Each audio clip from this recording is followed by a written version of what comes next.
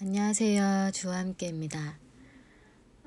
원래 오늘 저희 성도님 중 한 분께서 하나님의 음성 듣는 방법에 대해서 또 제가 설교하는 걸 듣고 싶다고 요청해 주셨었는데요.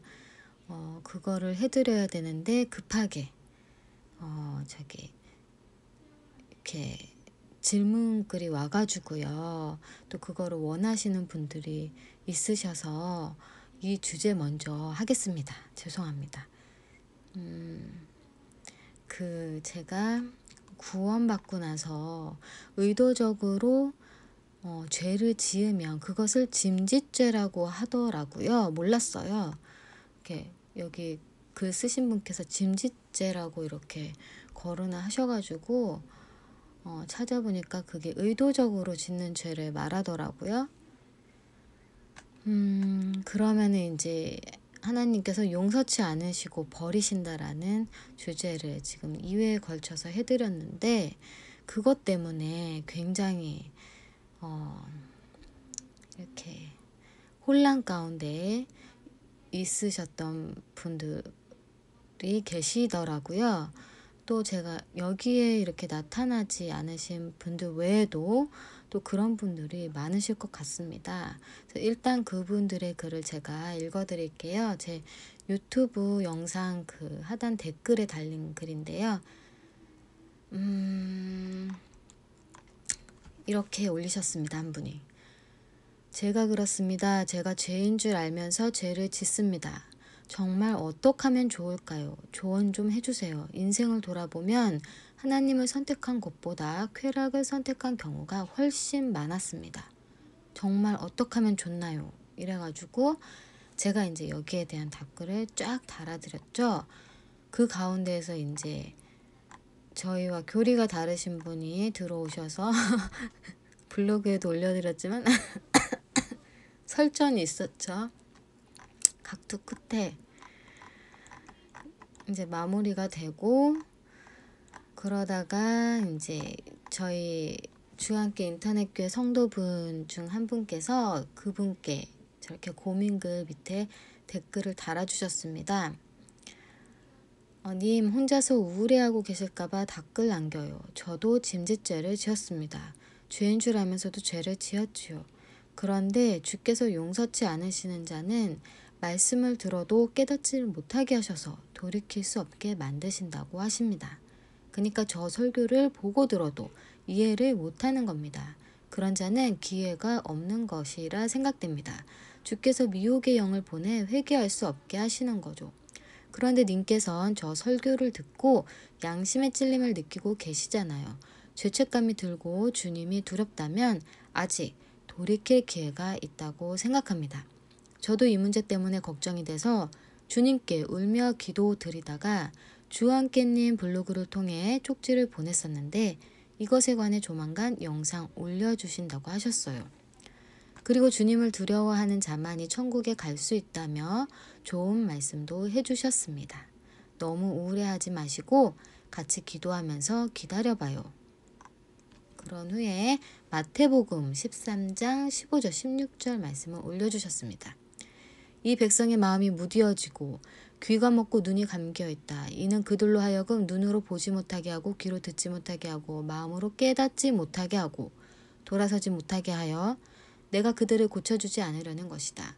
그러나 너희의 눈은 지금 보고 있으니 복이 있으며 너희의 귀는 지금 듣고 있으니 복이 있다. 딱 맞는 말씀을 올려주셨죠.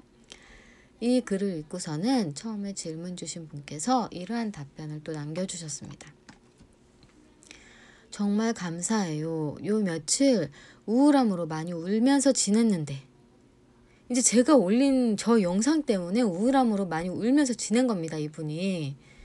지냈는데 어제는 그래도 힘내서 주께 긍휼을 구하며 용서를 구하는 기도를 했습니다. 그래도 아직 기도할 수 있음이 은혜라는 마음을 많이 느꼈던 것 같습니다. 저 위에 위로의 말씀해 주셔서 정말 감사합니다. 그랬고 이 글 밑에 저희 성도님께서 또 댓글을 남겨주신 게 혼자서 우울해하고 계실 것 같았어요. 성령님께서 가르쳐 주셨나 봐요. 신기하네요. 저도 우울해하다가 이 구절 마태복음 13장 이 구절을 읽고 펑펑 울었답니다. 저 같은 잿덩어리를 주와 함께님 블로그로 인도해 주시고 깨닫게 해주신 게 정말 말로 표현할 수 없는 사랑인 것 같습니다.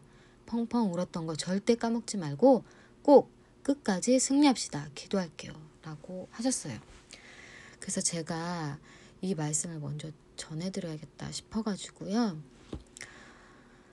여러분, 제가 이분들께도 그 글을 이렇게 링크해 드렸는데, 죄책감은 성령님께서 주시는 거지만 좌절감은 사탄이 주는 겁니다.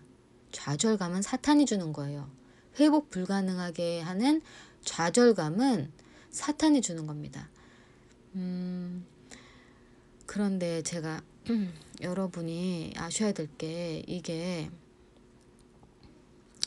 하나님이 컴퓨터가 아닙니다. 제가 늘상 말하는 게 1 더하기 1은 2, 2 더하기 3은 5 이렇게 정해진 규칙대로 탁탁탁 하지 않으세요. 우리 인간들도 봐도 어떠한 A상황, B상황, C상황 닥쳤을 때 내가 이전에는 이렇게 했으니 A 상황 때 이런 행동을 했으니까 B 상황 때도 이렇게 해야지 라고 안 합니다. 상황에 맞게 행동을 취하게 되죠.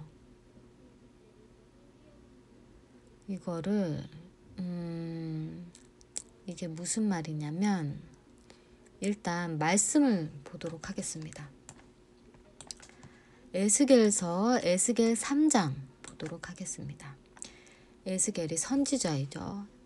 예언자이자 선지자인데 30세 때에 하나님께로부터 부름을 받았습니다. 그래서 30살 이후부터 22년 동안 사역을 하였습니다. 하나님의 계시를 받고 그 에스겔서 3장 이렇게 3장 18절에서 21절입니다. 제가 읽어드릴게요. 만일 여기서 내가라는 것은 하나님을 말씀하십니다. 만일 내가 너는 정녕 죽을 것이다 라고 악인에게 말할 때 얘가 그에게 경고하지 않거나 악인이 자기 악한 길에서 자신을 살리도록 얘가 경고하여 말하지 않으면 이거는 이제 하나님의 사람들에게 하나님께서 말씀하시는 거죠. 하나님의 종들, 예수님의 제자들, 목회자들이나 예수님의 제자들, 일반 성도들도 예수님의 제자가 되어야만 합니다. 모든 하나님의 사람들이죠. 하나님께서 어떤 악인한테 너는 정녕 죽을 거야 라고 말을 하실 때 이 하나님의 사람들이 내가 그에게 경고하지 않거나 이제 메시지를 받은 거죠. 하나님께로부터 저 악인은 죽일 거다. 하나님으로부터 계시를 받았어요. 근데 그것에 대해서 경고를 하지 않거나 악인이 자기 악한 길에서 자신을 살리도록 이제 돌이키도록 내가 경고하여 말하지 않으면 그러면 어떻게 되겠죠? 악인은 자기 죄악으로 죽을 것이나 그의 피를 내 손에서 나는 찾을 것이다. 이해되십니까? 하나님께서 하나님의 종에게 저 악인은 내가 죽일 거야 라고 말씀을 하셨습니다. 그래서 그 메시지를 제가 악인한테 당신은 죽을 거야. 죄를 범했기 때문에 하나님으로부터 죽임을 당할 거야 라는 말을 하지 않으면 이 악인은 자기 죄에서 돌이키지 못하는 거죠. 그러함으로 인해서 자기 죄악으로 죽는 겁니다. 그 죽음의 피를 어떻게 하신다고요? 이 하나님의 종에게서 찾을 것이라 하십니다. 이 하나님의 종의 책임이란 말이에요. 그 다음 그러나 얘가 악인에게 경고했는데도 이제 이 하나님의 종이 경고를 했죠. 이제 하나님의 계시를 받고 메시지를 받고 경고를 했습니다. 당신들 죽을 거야. 당신들 이런 죄 저질러서 죽게 될 거야.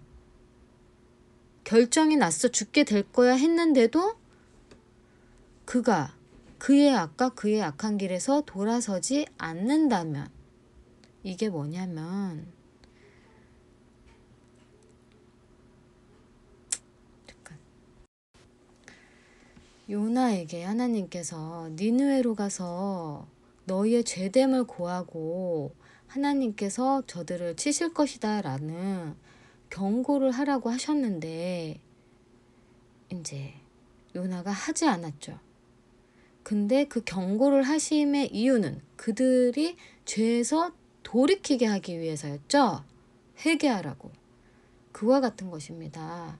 그래서 여기 보시면 에스겔 보시면 내가 악인에게 경고했는데도 그가 그의 악과 그의 악한 길에서 돌아서지 않는다면 경고를 했는데도 니네 죽을 거야 이제.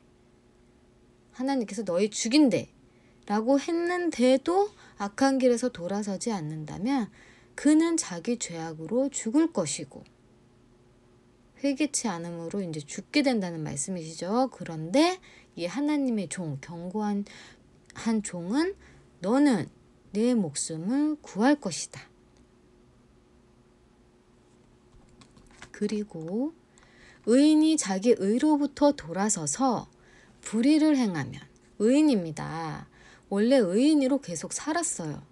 근데 자기 의로부터 돌아서서 불의를 행한 거죠. 죄를 지었다면 나는 그 앞에 장애물을 주어 하나님께서 그 의인, 원래 의인이었는데 죄를 진 그 사람에게 그 사람 앞에 장애물을 주어 그는 죽을 것이다. 내가 그에게 경고하지 않았기 때문에 그가 자기 죄로 죽고 그가 행한 그의 의들이 기억되지 않을 때에는 그의 피를 네 손에서 찾을 것이다. 그러니까 마지막이 가장 중요한 겁니다. 그런데 우리가 우리의 마지막을 어떻게 알죠?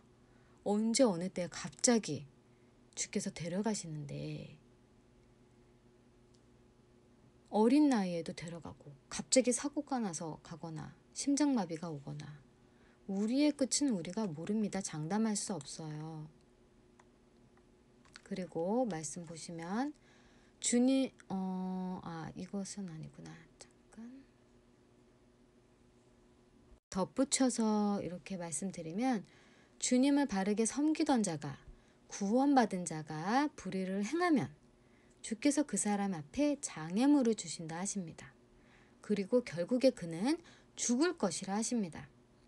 그리고 제가 그에게 잘못된 것을 경고하지 않아서 그가 자기 죄로 죽고 그가 그간 행했던 그의 의들이 기억되지 않을 때에는 그의 피를 너의 손에서 찾을 것이라 하십니다. 그러니까 저는 또 여러분은 죄 짓는 자들에게 너 이렇게 죄 지으면 죽어. 지옥 가. 이거를 경고해야만 하는 것이죠. 그리고 마지막 절. 그러나 내가 의인이 죄 짓지 않도록 의인에게 경고하여서 그가 죄 짓지 않으며 이제 저의 경고로 인해서 그 원래 의인이었던 그 자가 구원받은 자가 죄를 짓지 않는 겁니다. 죄를 멀리하는 겁니다. 죄에서 떠나는 겁니다. 그가 죄 짓지 않으면 그는 정녕 살 것이다. 그가 경고받았기 때문에 너는 네 목숨을 구할 것이다. 저의 목숨을 구하는 겁니다. 이것으로.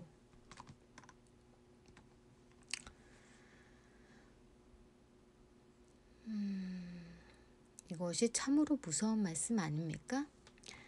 사람들에게 경고하는 건 결코 쉽지 않습니다. 일단 자기들 지옥 간다고 말하면 엄청 화내죠. 되게 싫어하죠. 그리고 저한테 이제 사탄이라 그러죠. 자기들한테 지옥 간다고 하니까. 그래서 이런 경고할 때는 일단 욕먹을 각오부터 해야 됩니다. 그 다음에 핍박이 따라오죠. 그러면서 무시와 멸시와 비난, 괄시가 뒤따릅니다. 아주 막 비꼬면서 사람을 막 깔아뭉개는 말들을 하죠. 이것이 그냥 인터넷으로 전할 때는 또 다르게 실제적으로 또 여러분 전도하시다 보면 이런 것들을 느끼게 되시는데 좀 위협적인 것도 많습니다. 그리고 제가 이것도 한번 말씀드린 건데, 예전에 제가 되게 오래전에 안티 기독교 카페에 들어가서 말씀을 전한 적이 있어요. 그때 아주 막 평생 들을 욕을 넘어서, 평생 무슨 욕을 듣습니까? 제가 살면서 일반 사람들한테 욕 먹을 짓을 안 하죠. 근데 욕을 먹을 일이 없는데 말씀을 전하면 별의별 욕을 다 먹습니다. 그냥 뭐 한 몇백 년 살면서의 먹을 욕을 다 받는 것 같아요. 그거부터 하여튼 욕 먹지 않아도 되는데 말씀을 전함으로 인해서 엄청나게 욕을 먹죠. 비하와 막 이런 거를. 그래서 막 폭포수처럼 제가 받았는데요. 그때 이제 저를 그 안티 기독교인 회원들이 저를 목사님인 줄 알기까지 하고, 그때 제가 아이디가 징글벨이었습니다. 저더러 아주 막 징글징글하다고 막 했었어요. 그러면서 웃긴 게 심지어 그 안티들 중에서 저의 팬까지 생겼습니다. 희한하죠?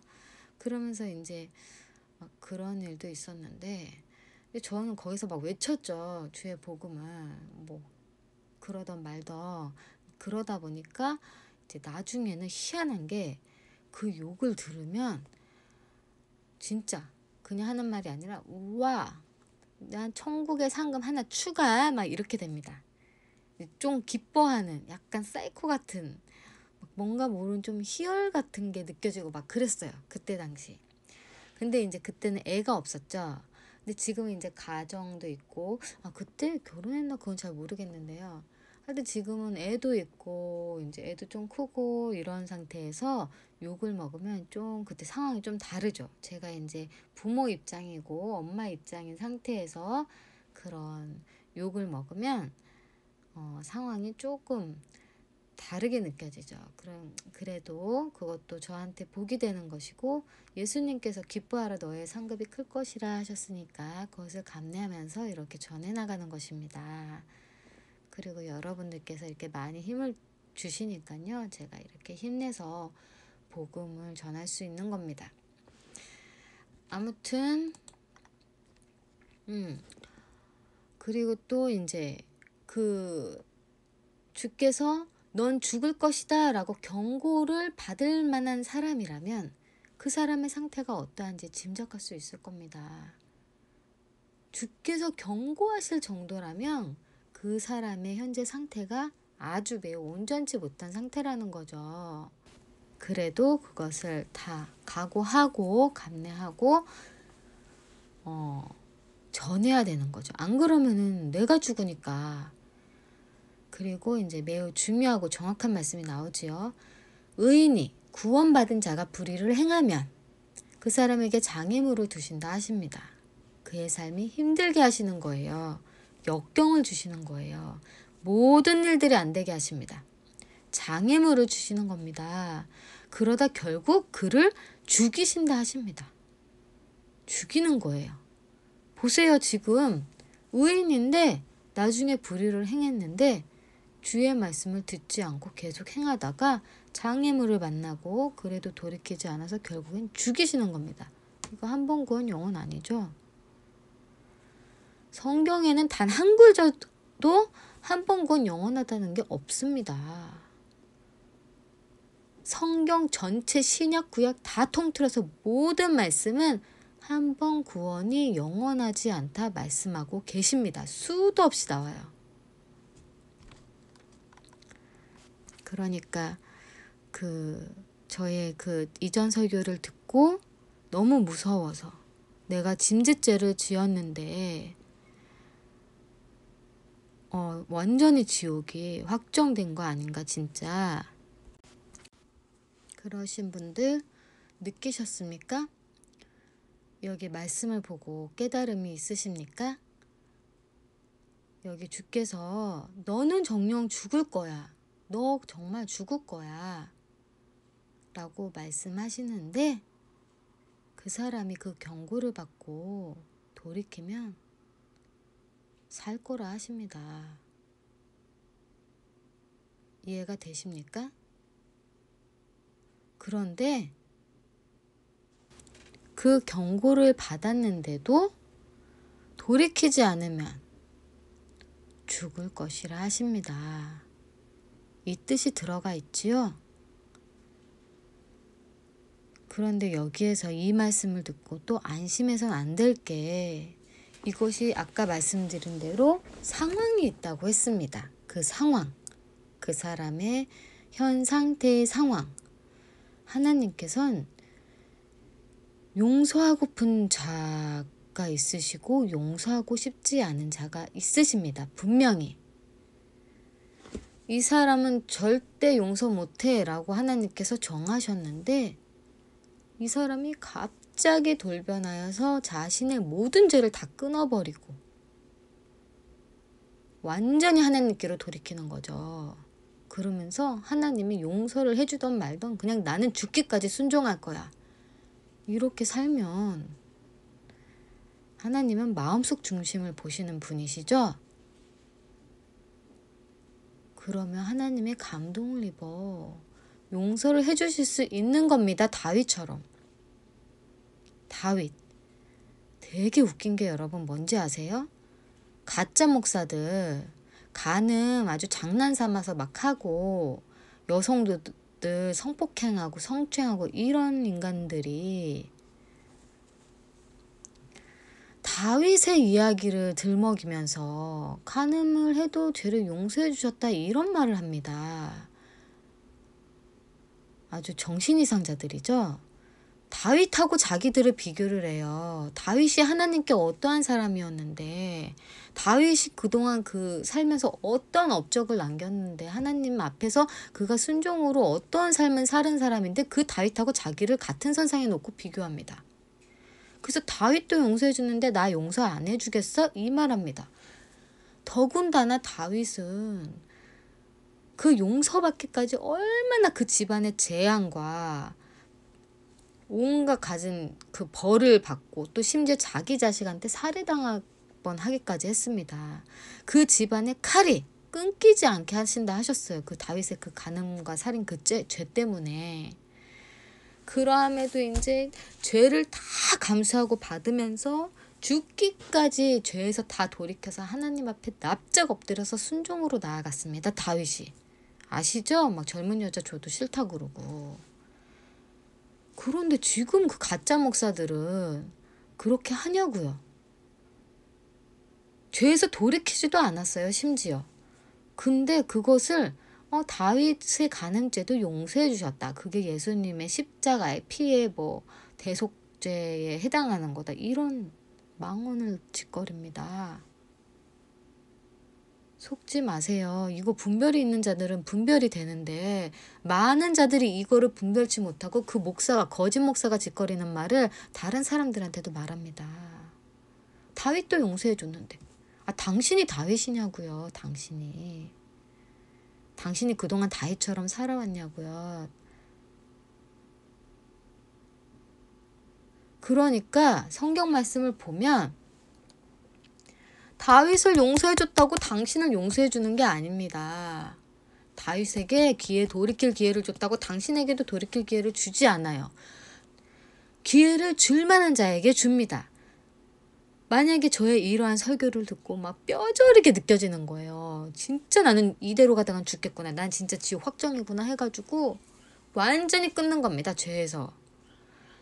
그러면서 진짜 회개함으로 막 나가는 거예요. 이런 자들은 하나님께서 건지실 확률이 큰 거죠. 그런데 저의 이 말을 듣고 그 순간은 제가 잘못했습니다. 울려면 막 난리를 쳐요. 근데 그 다음날까지도 지킬 수 있어요. 한 일주일 정도 지난 후부터 스물스물 이전에 그 악습이 나오는 겁니다. 자기의 그 죄된 습관들이.